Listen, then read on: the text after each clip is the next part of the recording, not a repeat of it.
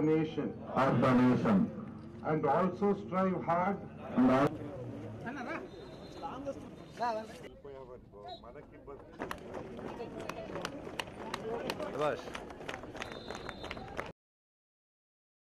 సర్దార్ వల్లభాయ్ పటేల్ గారు అవసరమైతే నేను సైనిక చర్య ద్వారా లొంగి మనకి హైదరాబాద్ రాష్ట్రాన్ని భారతదేశంలో విలీనం చేసినట్టు విషయం మనందరం చూస్తాం. ఏదైతే ఒక ఉక్కు మనిషిగా పేరు పొంది మరి భారతదేశానికి ఒక దృఢమైన నాయకత్వం అంటే ఇలా ఉండాలి.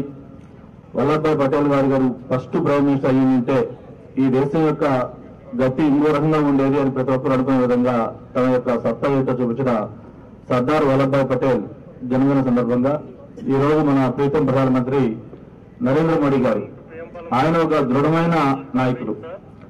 ఆయన ఎలాగైతే దృఢమైన నాయకులు మరి అటువంటి దృఢమైన నాయకులు సర్దార్ వల్లభాయ్ పటేల్ కాబట్టి ఆయన జన్మదిన సందర్భంగా ఈ యూనిటీ రన్ ఒకటి కండక్ట్ చేయటం స్వతంత్ర సమరయోధులకు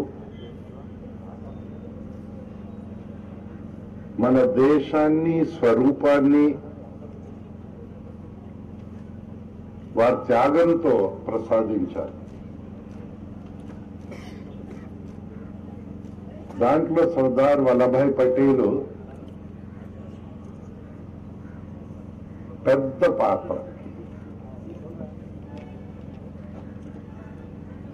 ఆ పాత్రలో కొన్ని అంశాలు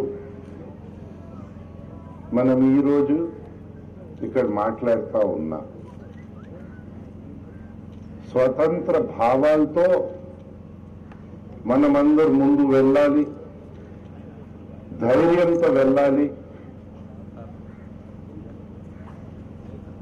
మన దేశం ప్రపంచంలో ఏ దేశం కంట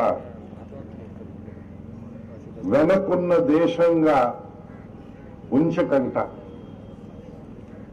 మన శ్రమతో మన సమర్థతతో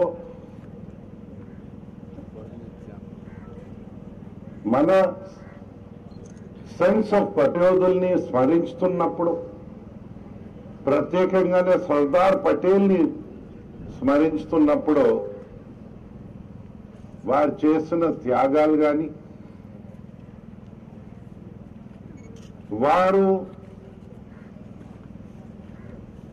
ఊహించిన దేశము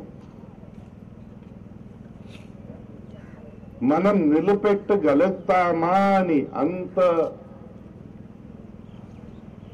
థ్రెట్స్ మనకి వచ్చేటప్పుడు మనం చాలా జాగ్రత్తగా ఆలోచించాలి.